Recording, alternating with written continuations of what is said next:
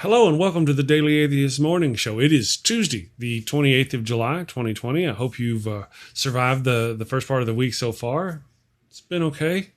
You know how it is. I've got my co-host this morning, Andy Hall. How are you doing, Andy?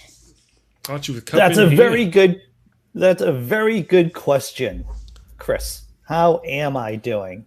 I've been better. I've been worse. I'm happy to be here, and I'm happy to have my second cup of coffee firmly in hand. That is awesome. I was going to title the show, What the Hell, Andy? But I decided not to. What the hell? Just because, I wasn't going to tell you about it. You see this thing, what the hell, Andy? I'm like, anyway, good morning, everybody in the chat, the Nam Nation. Amy Hogan, Trina DeLuca. I didn't see you sneak in, Trina. Good morning. Dragons in Genesis, the Blazing Wizard Pope. Good morning, Christian. Hey, let's look at me. I want to look at me. The Rage. Good morning, Nakasuchi. Nice to have you with us this morning. Derek Cruz. Lots of wonderful people. There's Amy Hogan. I don't know if I said hi to Amy or not, but there's all you wonderful people in the Damn Nation. P is even here. I don't know if you guys saw that, but P was here in the chat. Good morning, P. I also want to say hello to everybody watching on Facebook. We got lots of groups on Facebook, groups and pages that watch on Facebook. And, of course, that amazing YouTube employee who has to go back and watch every show. Good morning to you. So, Andy, hi. How you doing, buddy? Hello. Jeff, I don't know. Week so far? Yeah, I've been having a wonderful week. Like every single week of the Corona apocalypse, it's just been getting better and better. Better and better. I know. It's like a what is it? Gene Kelly dancing in the rain kind of moment. Carry on though. Carry on. I was wondering how we could have a rage off, right? Because Rage is here, and I don't know if there's some kind of competitive Rage online event that we could have. I see. Right? Raging what? I mean, maybe it'd be for like what? I don't know what. Well, this is an interesting. See, now this twist here, we could rage for charity. I don't know. Maybe it would be like a Cards Against Humanity rage off. Maybe the angriest answer to Cards Against Humanity, or maybe just a slam poetry. Maybe a slam poetry rage off, Chris. Slam hate poetry.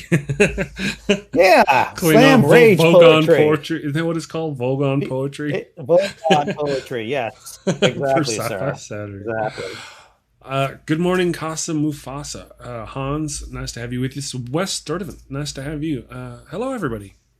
Nice to have you with us. Hey, Andy, you tell us about what's going on with your show. Yeah, I hate to say this, brother, but you're the guest today, so I'm going to keep putting it on you. I put you big on the screen to scare the viewers. All right. What do you have going on in your show this week? Yes. Well, this week, actually yesterday I talked to Jonathan M.S. Pierce. He's a blogger over at Patheos. He writes a Tippling Philosopher blog. And we talked about cancel culture yesterday. We spent a good hour talking about the recent Harper's Magazine letter written by many prominent academics about the issues facing free speech. I don't want to give it all away, but we had a very nice conversation about that. I had a big week last week. I had Chris Ravel on talking about monetizing your podcast.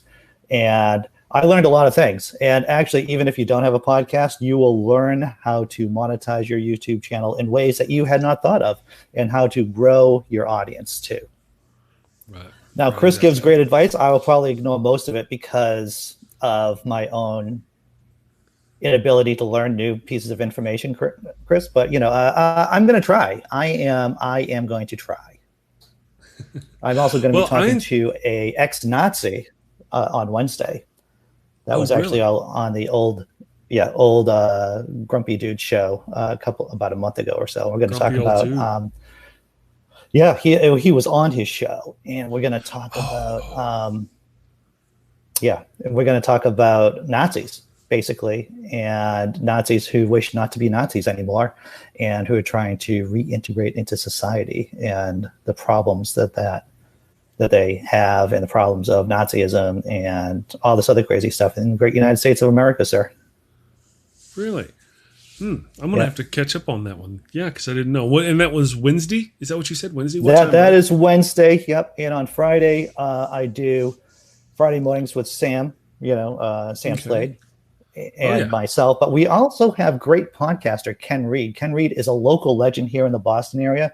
He does a podcast too about television. This man has the memory of 50 sets of encyclopedias about television. I had him on my old show, Naked Diner, and this guy just knows. If you have a question about old TV shows, the podcast is called TV Guidance Counselor. Ken Reed's going to be on at 11 a.m. on Friday. You got any questions about anything to do with TV, maybe even about movies too, pop culture in general. This man, he's incredible, Chris. I can't give him enough credit. Gotcha. And what was his name again? One more time. Ken Reed. Ken Reed. Okay. Ken Reed, yeah. And the name of his show, once again, is TV Guidance Counselor. It's incredible. He's had hundreds of episodes. He's had big names on. And like I said, his ability to recall information about TV shows is remarkable. Wow. Okay, I'm looking forward to that one. Now, Chris Revell, we were talking about him before the show. Did I say his name right? Yep. Chris Revell? You did. Okay, so we were talking about him before the show. I caught part of his show the other day. And if you're a YouTuber who's looking to make money, or YouTuber or podcaster, or somebody who's looking to profit in some fashion or make a living off of what you do, the information he had on there was fantastic. I didn't get to watch it all. And I started to rewatch it later, and I was in the middle of rewatching it, and I got distracted and didn't get to finish. I need to go back and finish, because a lot of the things he was talking about are the things I already do. You know, your merch, your this, your that, your multiple streams of income, your cup of coffee, your Patreon, all these things. You know, your YouTube traffic, your YouTube super chats, your YouTube memberships. These are all different forms of income that you have to build and collect over time in order to make this all work. The one thing I didn't get to was how to make that happen with a podcast. I absolutely missed any part of talking. All those things I already do, because I learned how to do those as preparation and building for this channel. So I'm going to go back and watch to his show again on your thing, and I'll talk to him in the deal. Now, I have links to you are actually going to drop in the chat. So people, if you want to go check out and subscribe to Andy's channel, please do. Now, Andy is, of course, a comedian. He's also a writer for Patheos at the Laughing in Disbelief blog over at Patheos. So what we're trying to do is we're trying to get him up to 1,000 subscribers on YouTube, so he can, learn the wonders and glories of, having 1,000 subscribers on YouTube. Anyway, I am getting closer and closer. I'm over 900. I think I'm at 911 or 918. I think. Are you really? Okay. You're right up there tied with Tart, the Atheist Roundtable. They were at 911 the day before yesterday. I think they're above there by now. They are just skyrocketing. Chris, one of my... Oh, they're here in the chat. One of the things that I always tell people... Oh, good. One of the things I always tell people who are in the creative field is not to compare yourself with anybody else, because it is such a weird business that we're in. And laughs aside, if you start comparing yourself to other people, you're going to go crazy. That's all there is to it. There is not a lot of rhyme nor reason to how people blow up on social media. Beyond the offensive comparing, congratulations on the rise of your channel, and we're looking forward to getting you to 1K so you can do 1K. Good morning, Pasta Mike. How are you doing this morning? What's that? What's that? Getting to 1,000 will not suck. That's why. Well, no, it will not. Yes. Do you have the view hours to monetize? Do you know? I will soon. Okay. Okay. Excellent. And I've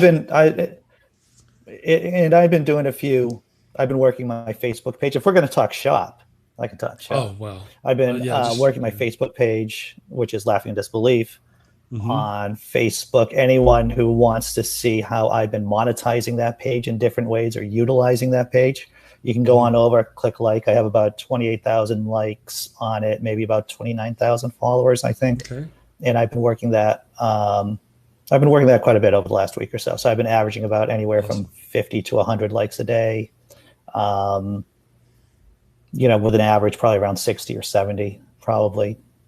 See, that's crazy. I've been utilizing that to help sell merch. But yeah, well, I've been doing it for years, and I've just been posting via Hootsuite every 2 hours. And so I spend, some time every day just posting up memes, posting up content, and then just letting that kind of roll through the day. Yeah. I have something similar I do. Yeah. I'm working on that too to actually get it going.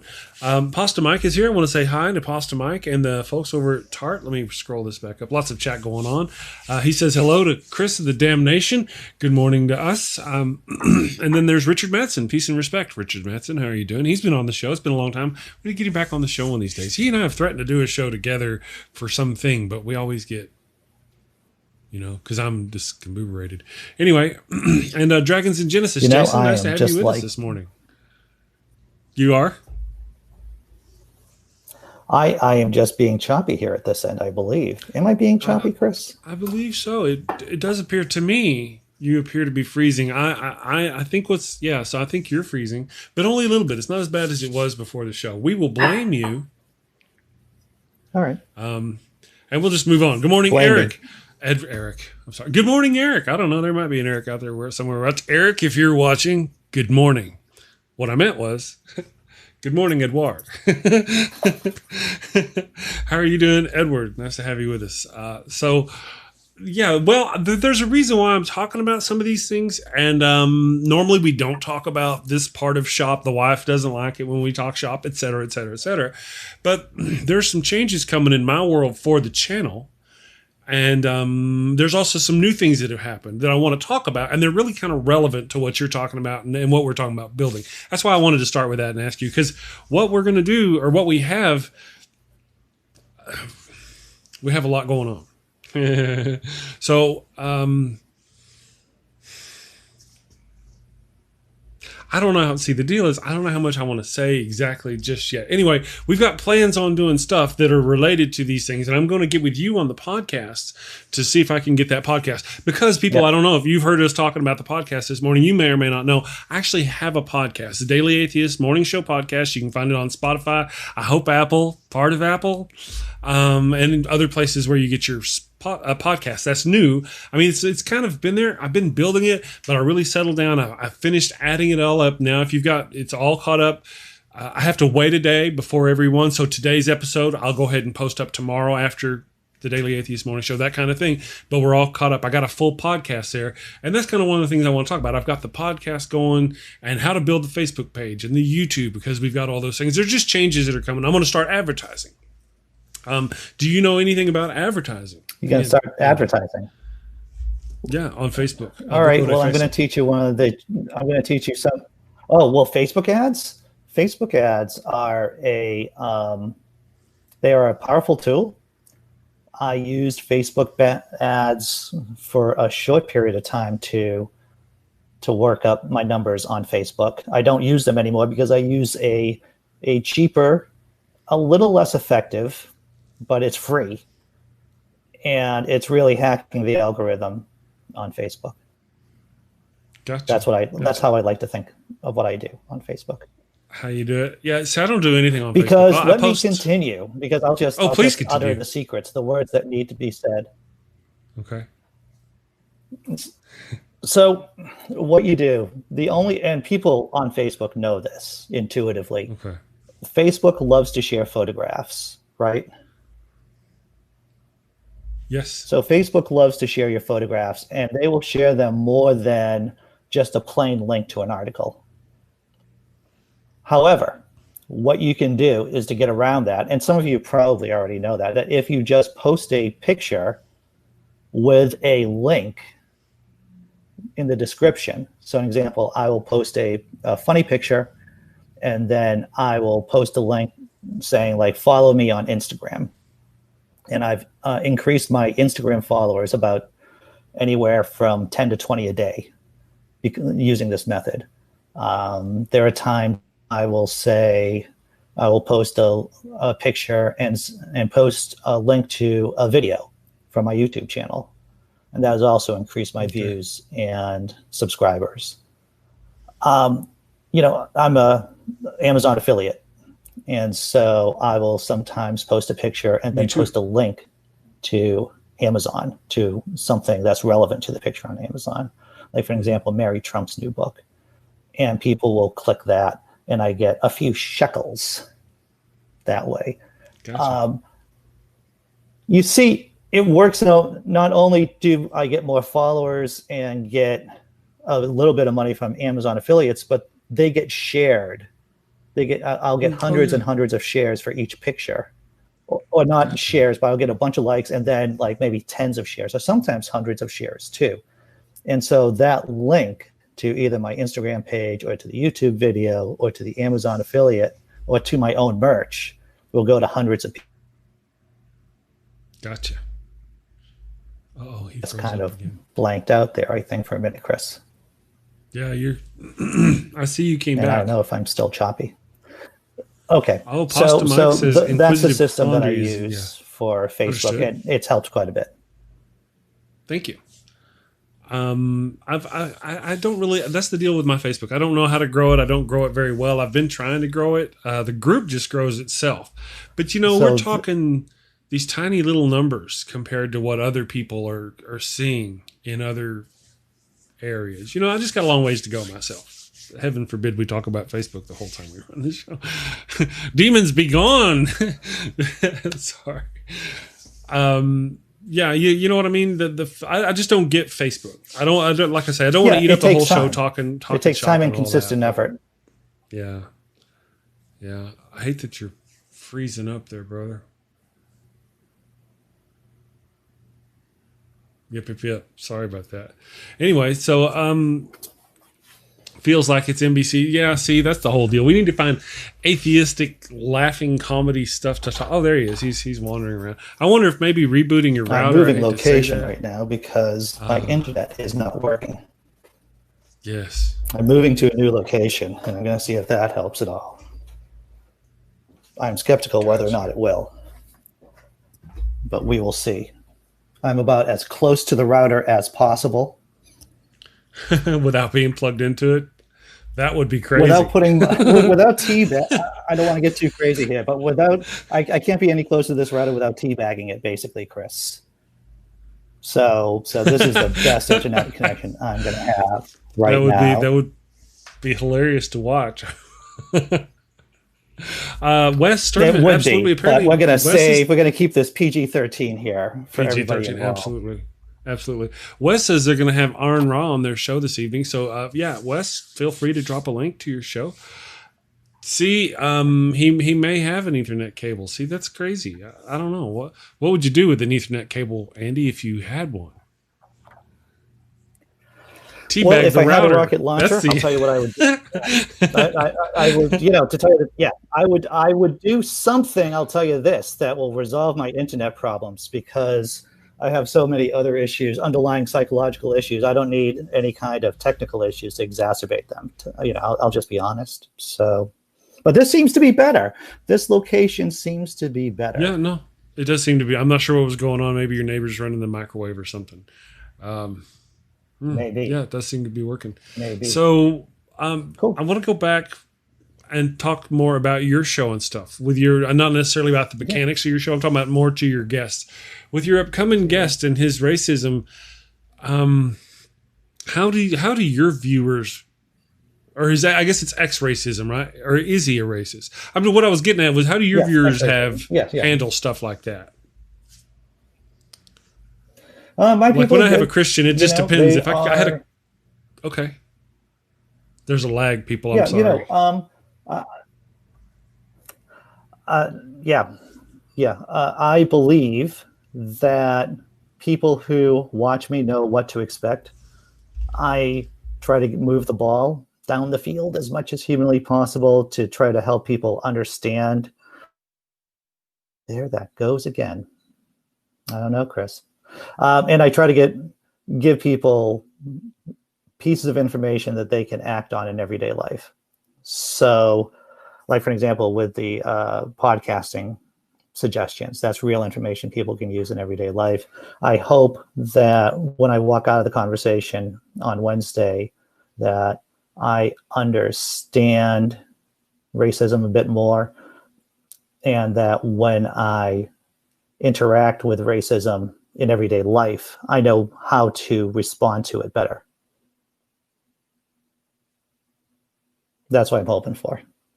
But we'll find out. You know how my shows go. They can go anywhere, basically. Anywhere. It can either go into into comedy or dark comedy, but typically there's something that you can learn from it, that you'll learn from it. Sometimes a lot of stuff. Well, all this stuff has been going on, and you and I've had more like these comedians coming on the show talking about comedy stuff and those kind of things. We haven't really discussed the racism issues. Have you experienced a lot of that going on where you are? Like, are you near any of the protests or any of that kind of stuff? Well, I think we've talked about this before, is that you can't be a person my age, I'm 52, who look like, I'm obviously white, and I'm like super white. And so there are just incidental cases. Have I ever told you I told you my Tom Sawyer story, I'm pretty sure. Have I told you the story at the bus stop? Again. No. I'll tell you the story about the bus stop, right? The bus stop story. This happened maybe 10 years ago. My kids were going to school, and there was a bus stop down the street from us. And I would because they were young at the time, I'd walk them down to the bus stop. They would get on the bus, and they would leave. Now, I would also be interacting with a bunch of my neighbors, who I really didn't know very well, because you may not know this about me, Chris, but I'm somewhat of an introverted. I'm an introverted person who acts extroverted at times, but typically out in public, I am fairly introverted, right? I'm a watcher. Mm-hmm. I like to watch. Mm-hmm. I like to observe, typically because I want to make jokes later on about whatever's going on. So, and I used to tell this story. I did this story on stage a couple of times too. This woman placed her kid on the bus, and she was a nice woman. She was very nice, very respectable. She went to the local Catholic church religiously, right? Mm-hmm. Very good Catholic. And she decided to address our small crowd of, and this should be obvious, white suburban people. Of course. And she warned us about the evils of an Asian family who were looking at a house to buy right on our street. Mm-hmm. Heaven forbid there'd be an Asian family living on our block. Now tell me why, Chris. I remember racist remarks from my own youth. Oh yeah. So tell me why you think she had a problem with the Asians on potentially moving on my block. I want to say something, or I don't want to say something because it's ugly. Don't say anything because you're going to get yourself into trouble. Their excuses are ugly for these things. Well, I'm just saying, so, she might. How do you say this? She might. I don't know, right? It's crazy. You know what I'm saying? So it is. And what she said is that what they do? They all move together into a house and take it over. Yeah. And so I'm trying to process this information about they all move into a house and take it over. And I'm trying to process that information.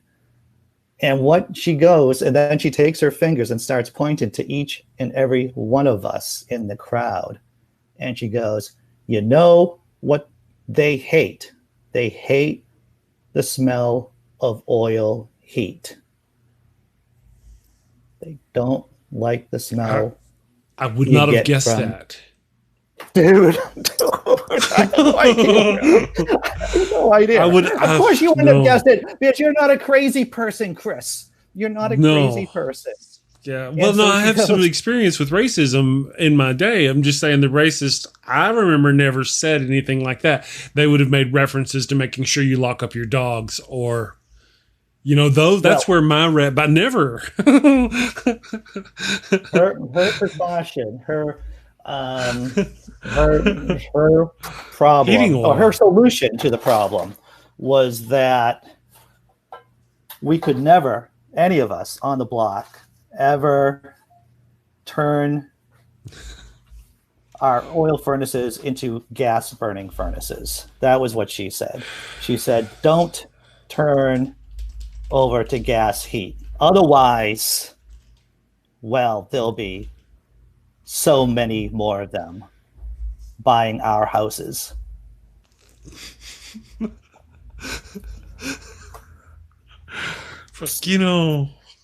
Oh no, that kills me, dude. It's insane. It's an insane story, Chris. And the thing is, right? I would like to consider myself to be someone who's good in the pocket, who's fast, who can respond to things in real time.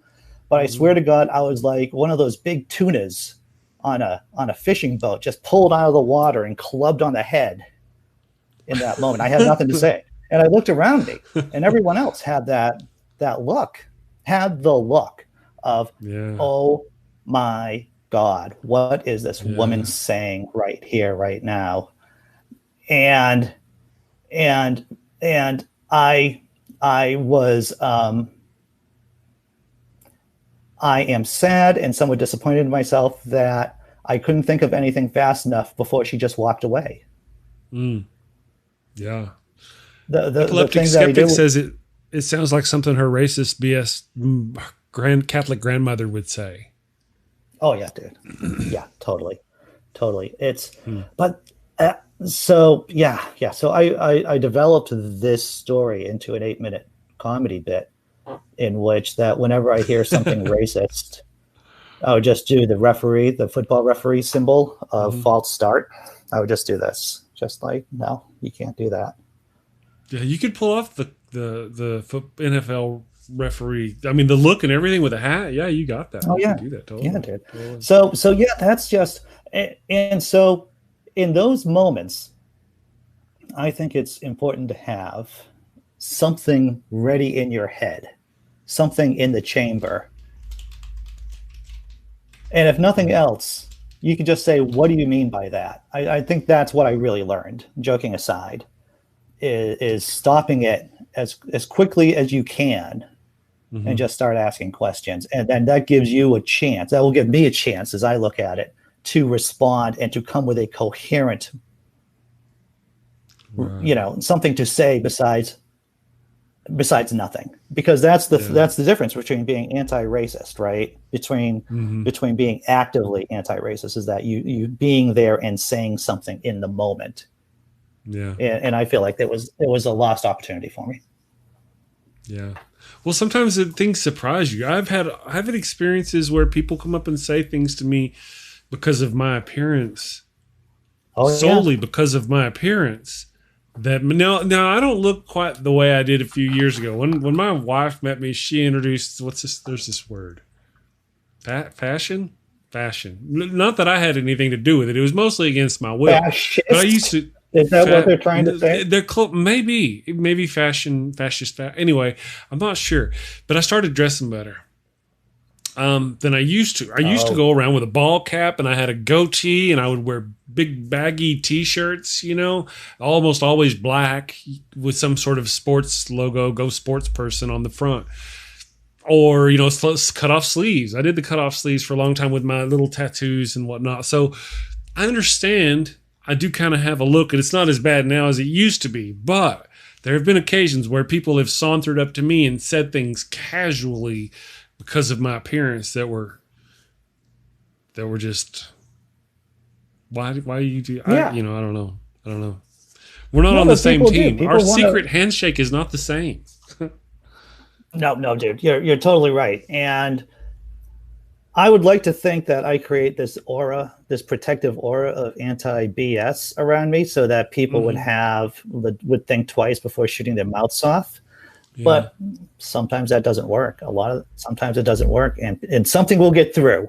Something will get through, and you got to be ready for it. Unfortunately. Yeah.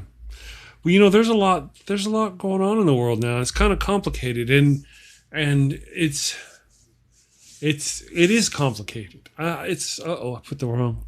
Look at the puppy paws. It's complicated. I don't want to. I can't say.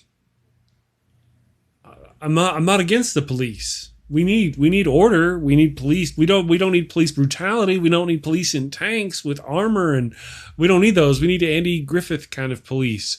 But I don't know. It's complicated. I am for Black Lives Matter. I am for equality. I'm not for superiority. I'm for equality for everybody, not for superiority. So some people see if you're for black equality, you and I have the same secret handshake.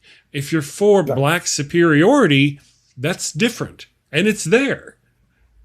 But that's like we just don't see it. It's not as ugly, I agree totally. The idea that sure, I know that there are but see, wait before, but I mean, don't get me wrong there. I'm not just talking about that. I'm talking about females too. If you're for female equality, that's wonderful. I'm with you. If you're for female superiority, I'm not.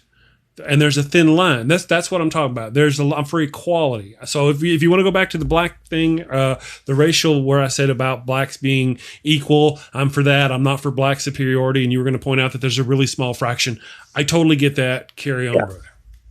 Yeah, and the thing is that what the right likes to do, right, whether it's Ben Shapiro, Fox News, anyone, is that they want to cause more disunity in the left than there already is, right? So they want to hook us up into these arguments about the small percentage of people who happen to be black who are for black superiority or black separatists, or people really at the margins who are like less than 1% of the movement. And, I'm not going to, that's not the right conversation, because that blunts the message I want to get out there, that the real enemy, the real problem are the real existential threat to the republic are these people on the right, corporations, the military industrial complex. They are the enemies. And those are the ones that we should be focusing in on, as against to infighting amongst ourselves. Right. Unfortunately, infighting amongst ourselves seems to be the common and prevalent sport. Sure, we can't seem to read it on anything. And anything the other side, like you said, the right-wing whatever side does to try to stir us up, it works that much better, because, we're already stirred up. We stir each other up. Well, the thing is, too, you can see it maybe like whenever there's like, let's say the topic I was talking about the other day was cancel culture, right? Cancel culture is by and large a figment of, or a boogeyman created by the right. Is there a small issue? Sure, there is a small issue. But what Fox News does is that it blows it up into something that middle American can be afraid of. And as Trump is actually trying to cancel news outlets, as he is actually trying to cancel free speech, we are getting diverted by having this conversation about cancel culture. And it's not really one worth having right now, to tell you the truth. Yeah, well, I need to learn more about it, because it is surprisingly, I don't know. It has come into my sphere, the cancel culture.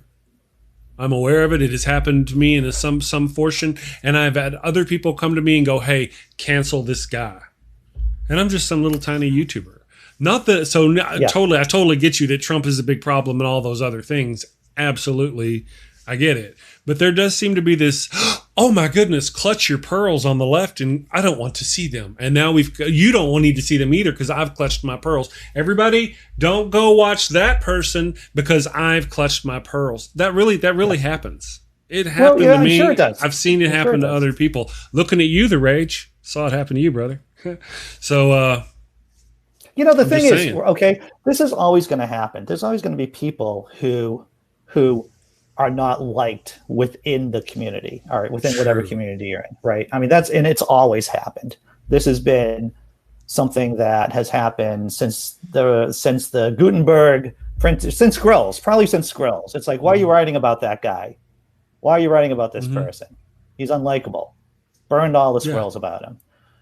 The thing is that it's gotten a bit more amplified because of social media, right? And we're still basically in the infancy of social media, and people don't know how to behave on social media.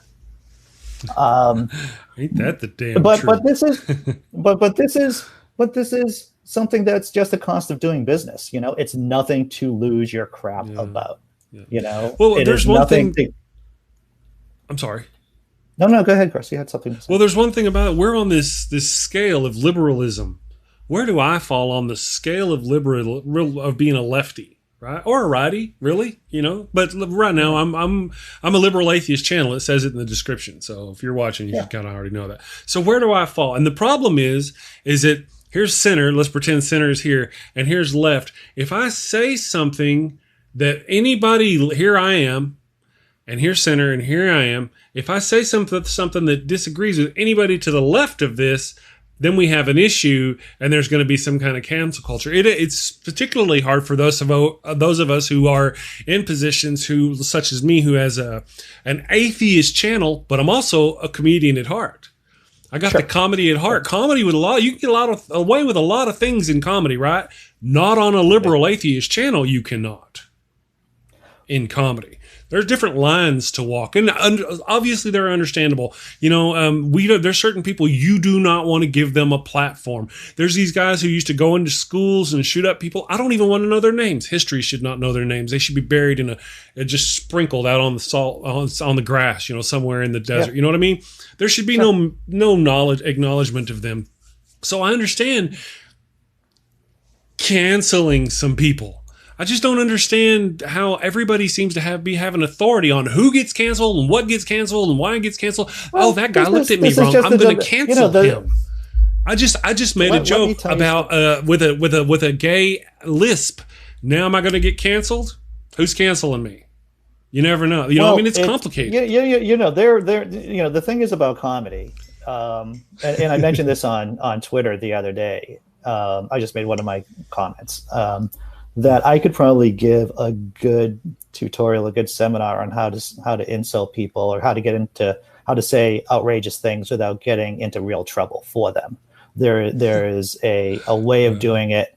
Comedy, it's tough. Comedy is, everyone thinks it's just like consciousness, right? Everyone believes that they're an expert in the science of consciousness because we all have brains, right, Chris? We all have an experience of consciousness.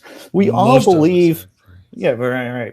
But there is this logical fallacy that we all know how comedy works because we all know how to tell a joke, or we all laugh at something that is funny. But that's true. That's not true. That it is very different from laughing at a joke to actually crafting a joke in a particular situation for a particular venue in a forum. There are just different rules to think about. Yeah, it's not that simple.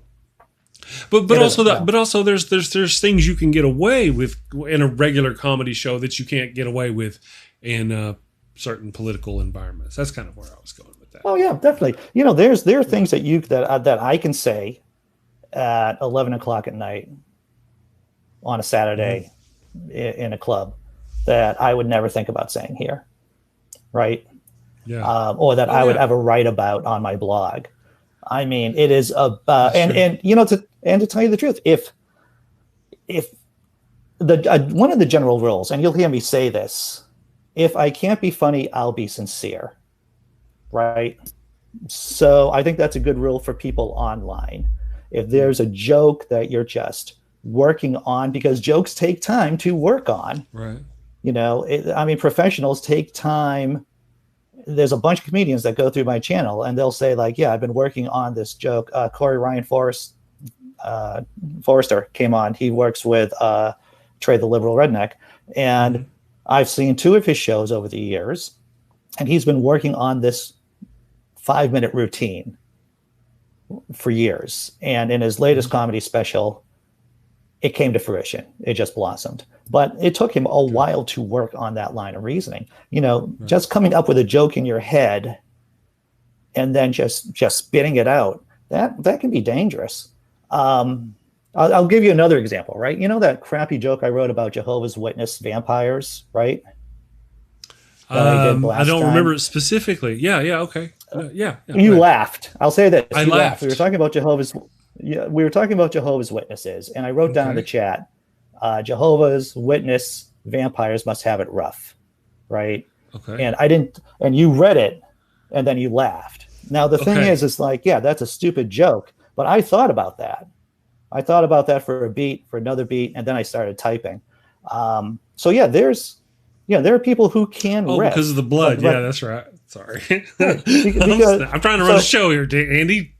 I understand. So there are people who can riff, but it's like it is a talent. That's what it is. And you see people who try to be edgy. Like, who is it? I think it's Michael Sherlock from Atheist Alliance International, right? He got into trouble for using the R word, and it's like, who made you think that was okay to use on? I think it was on Twitter. Who made you think that was okay for a person in your position to use that word? Right. Because absolutely. I tell you, I would have held the big stop sign. I would have been like, I don't think that the words that you are using adequately communicate what you're trying to say. Right. Because if the words that you're using gets in the way of what you're trying to say, maybe you should use other words. Yeah. Because what was he talking about? I don't know what he was talking about, but I know you use the R word. That message came across. Yeah, exactly. So there you go. The original point is now gone.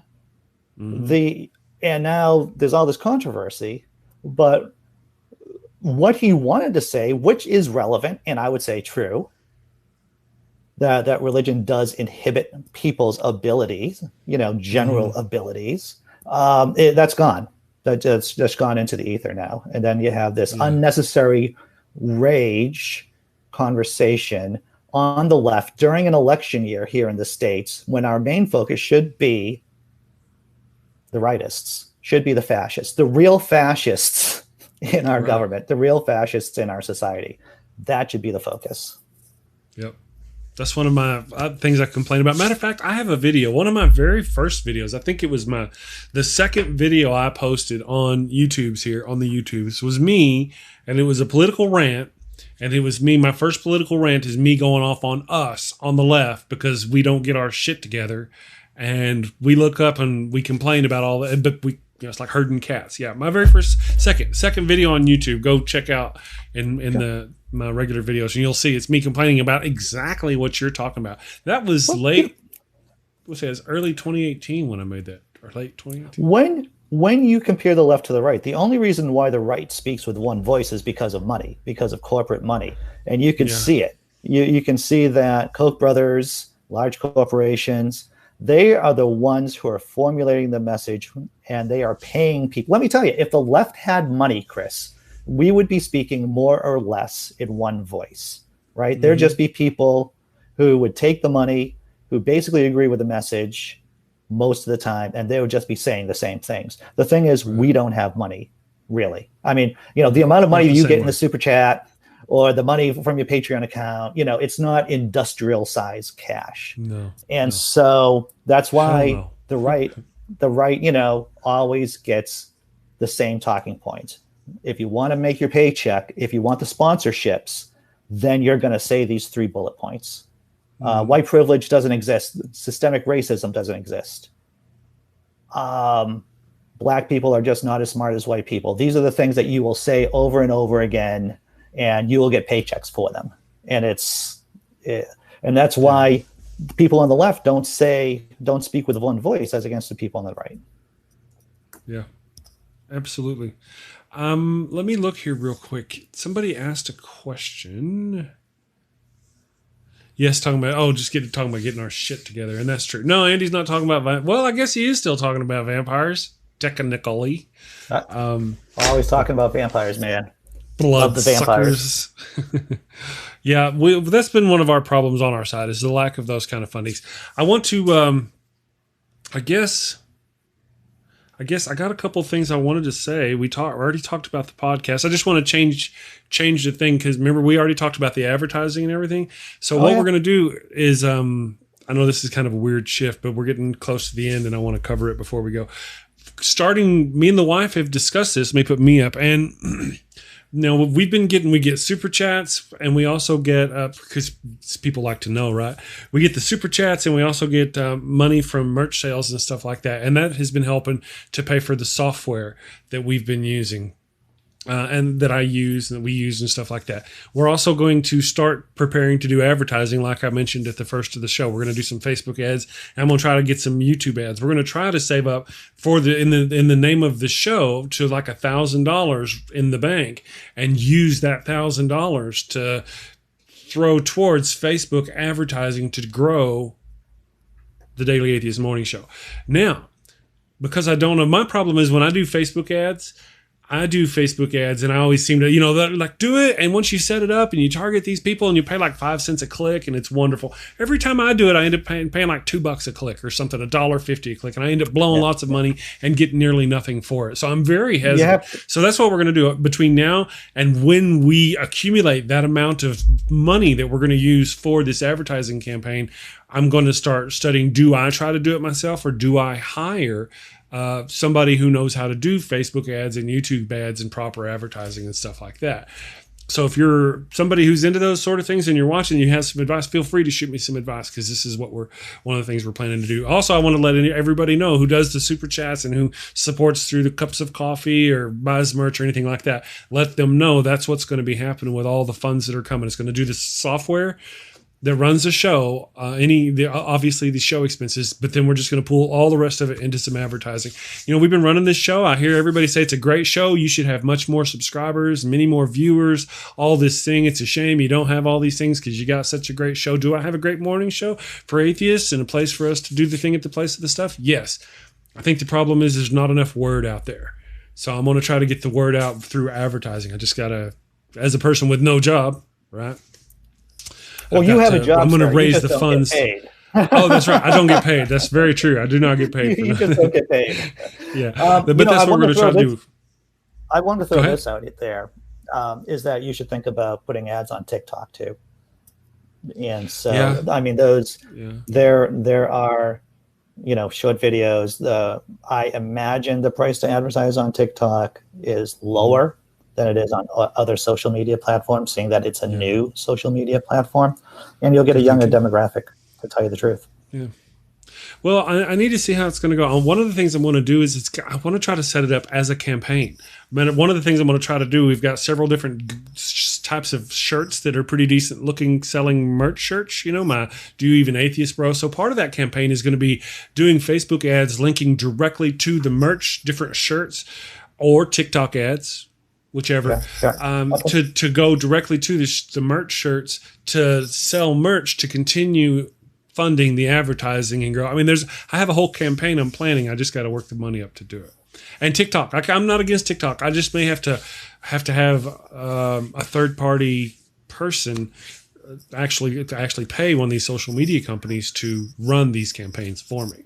That's kind of where I'm going. What I also, I've said this before in the show, and I'll say this again. One of the genius, and this is relevant, one part of the genius of George Washington, our first president, was that when he was a military leader, he never overcommitted, and he always made sure he kept his armies in the field. He lost a majority of the battles he fought. In the Revolutionary War, he lost 6 out of 10. He only won 4. But his genius was not being destroyed by the enemy. So and this is a constant theme that we've talked about before, Chris, is that you want to make sure that you don't burn out, and you want to make sure you don't overcommit. Right. That's just my opinion. Take it as it will. That's true. Well, one of the things that's been going really well with the morning show, like we've already discussed, is I've got it kind of. I'm trying to work the morning show down to where I've got my guest hosts and guests, and it's really a couple of hours every day, a couple hours outside of the show, and I'm done. It runs itself. So that's what I've been trying to avoid, the whole burnout and all those things. I went on the surgery. The viewership dropped like a rock, brother, while I was gone having the surgery, and I didn't. But the weeks before the surgery, I kind of wasn't into it. I wasn't promoting things right. I just wasn't feeling good, and the shows weren't going great. I wasn't doing what I need to do to make the show grow. And our viewership was just do. And then after the show, I took a break. I needed that burnout prevention. We had that week. I got my gutted like a fish. I sit around. I didn't pop a lot of pills. They don't really work for me like I want them to, but I got to chillax and not worry about this for a few days. Came back raring to go. And then after I came back, I was like, really, all I got to do is catch up on my YouTube tags, catch up on my Facebook tags, put in all my podcasts. And man, I got a social media empire. I just need to somehow, then we can need to do some advertising because I got everything but subscribers, viewers. Got the I got to tell you, the best advertising is word of mouth. Oh yeah, the best advertising is word of mouth. Yeah. So there's lots of different ways. And of course, I'm already doing many of the things that you talk about on Facebook. I need to do more specifically like you do because I can see many of your posts and do those things. So I just want to let the people know. I'm going to do I want to do a Patreon video for my patrons to kind of thank them, of course, but also explain this is X, Y, and Z and what we're going to do. And we're going to try to do this because I'm really looking for that bump in this show. You know, I'm ready for that next level. Well, I'm ready. Estoy listo. Yeah. For the people who followed my conversations that I've had, fame and success, once again, in entertainment is very fluky. The reason why Trey Crowder, the liberal redneck, now has a comedy empire. He has a touring show when it was, pre-COVID-19. He has a book out. He has a really great podcast, really popular. I want him on the show, too, but I just followed him the day before yesterday on Twitter. I want him on the show. I have no way to contact him. If you can secretly get a word to him. Okay, carry on. My apologies. Like I said, I had one of his crew on. I had one of his guys on, Corey Ryan Forrester, on my show a little while ago. But the only reason why he blew up as much as he did was because he put Facebook was promoting videos at a certain time. They really wanted to push videos. And so Trey downloaded a video of him onto Facebook directly, and it just blew up. He didn't put a link to a YouTube video. He just happened to place it on Facebook itself, uploaded directly. And Facebook was really promoting videos, and bam, he got 1 million views. And because he was ready for the success too. And this is a common theme too. Whenever you talk to entertainers, it's like successful entertainers, not only did they get the fluky chance, they got that random, struck by lightning, but they were ready too. You have to be ready for when you do get the viral hit, because there are a lot of people who get the viral hits and they don't have the skill set to really capitalize on that. Yeah. And you've got to have the skill set, and you got to have the ability to perform once you get that chance. Yeah. That's some serious knowledge right there. I have to say, whenever I first started 3 months into this, I was like, oh my gosh, I wish I could get that big hit. But I was in no way, knowing what I know now, I was in no way ready at that point. Because once again, we'll talk about Trey. Once again, he had been doing stand-up for 7 years, which is still soon for stand-up. But Corey, he was doing stand-up since he was 16. So he was in it for a long time before he got the big call, before he got the big break. So do not want don't shoot for the big break when you're starting out, because anyone will tell you, you will more than likely suck at what you do for the first year. And that's a very generous time. You will more than likely suck. Yeah. And that's one of the things I actually realized. These are the sucky videos. I look back in 6 months to a year and I go, oh, look how I was doing it back then. Yeah, that's unfortunate. And you will, with the wisdom that you will get in a year or two or 3 or 4, you will see, oh, this was an opportunity. I could have said this. I could have made a funny face. I could have done this. I could have done that. Just these really subtle moves which amp your game. And you don't realize it when you're 3 months in, 6 months in, 9 months in. Yeah. Absolutely. And there's a lot of other things involved too, like proper advertising. We got proper advertising, all the things that go with that.